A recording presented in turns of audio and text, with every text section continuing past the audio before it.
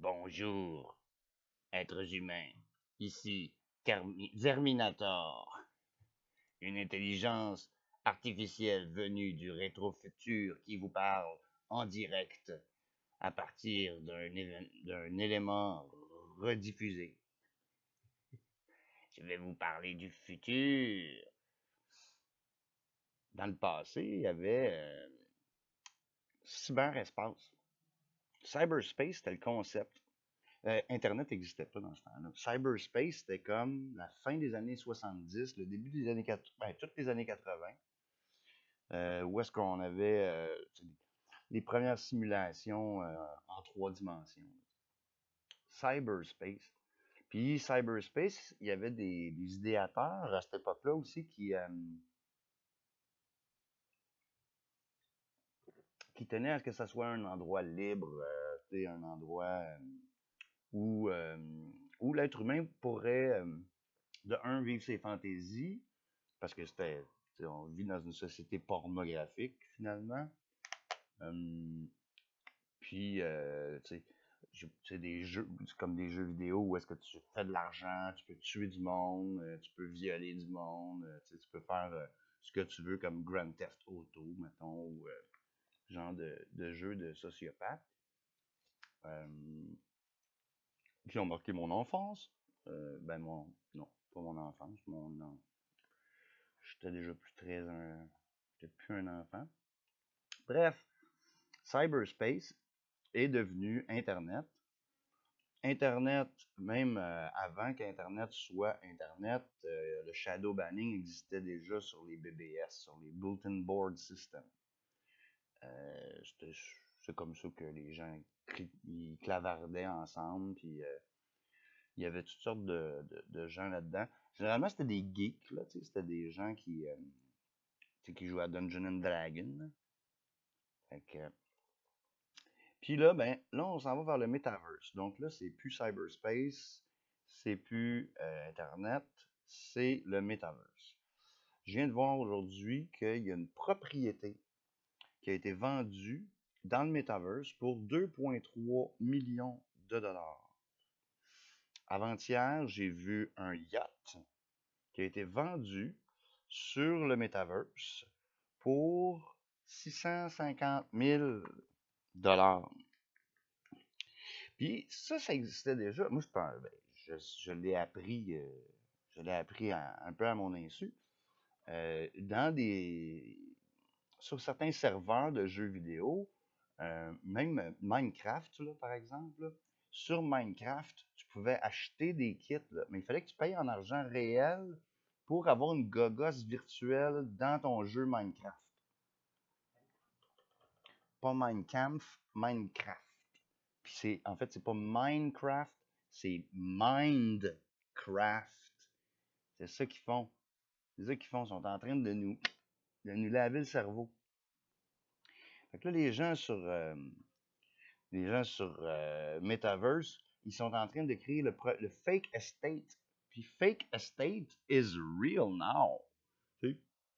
Comme la crypto-monnaie, elle existe depuis assez longtemps.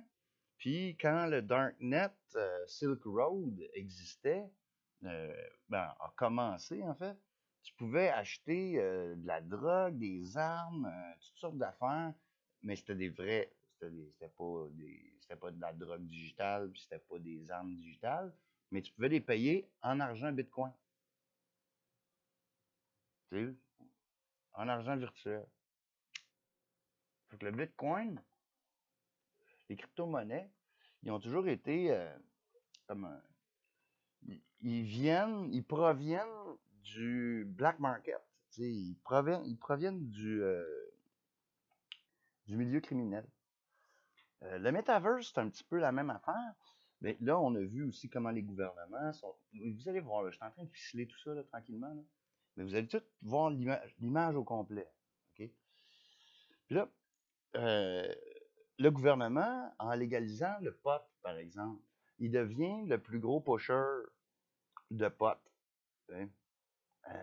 Ouais, salut, moi je m'appelle Joe Legault, puis je vends du weed. Ça, c'est mon chien. T'sais. Ouais, on en revient du BC, là. Ouais. On est allé trimer du weed en Californie, là. C'est le pouce, là, pis tout. Puis finalement, ben, les grands investisseurs dans le pot, il y a des gars de l'armée là-dedans. Il y a un général d'armée, je crois, qui fatigant la lumière hein, un peu.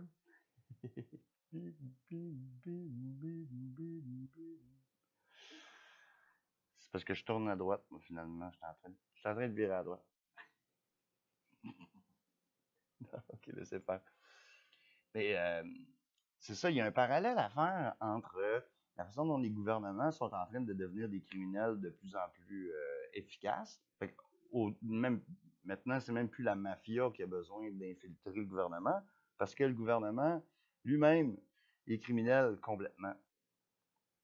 Fait que, puis les pharmacos, c'est la même chose. Les pharmacos, c'est de la dope, hein. C'est winners don't do drugs. Drugs en anglais, c'est la pharmacologie aussi, c'est les médicaments. T'sais. Winners don't do drugs. On voyait ça sur nos gros jeux vidéo, là, les machines à boules là, qu'on utilisait. Pac-Man, c'était écrit Winners don't do drugs, puis c'était écrit D-A-R-E. Là, en tout cas, c'était comme une espèce de programme pour encourager les jeunes à jouer à des jeux vidéo, mais à pas prendre de drogue. Fait que les gens étaient addicts aux jeux vidéo, c'était pareil. Le métavers, ben, ça va être ça. Vous avez sûrement vu Ready Player One, l'espèce de film complètement merdique, avec full effets spéciaux, puis avec un acteur, ce jeune acteur-là, il est tellement mauvais. Excusez-moi. Je veux dire, je suis pas vraiment meilleur en tant que Verminator. Ouais. Ça pour dire que là, l'économie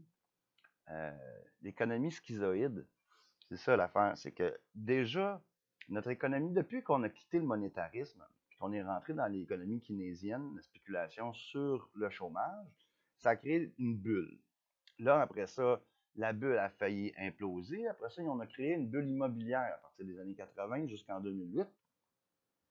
Là, il y a une espèce de bulle immobilière, puis là, pouf, ça s'est effondré.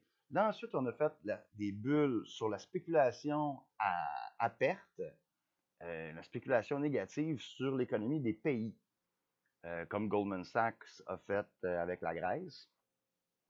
Ensuite, là, ce qu'on va faire, c'est que là, on va gonfler la bulle encore plus, mais là, ça va être la crypto-bulle. Oh, que c'est beau, oh, que ça s'en vient.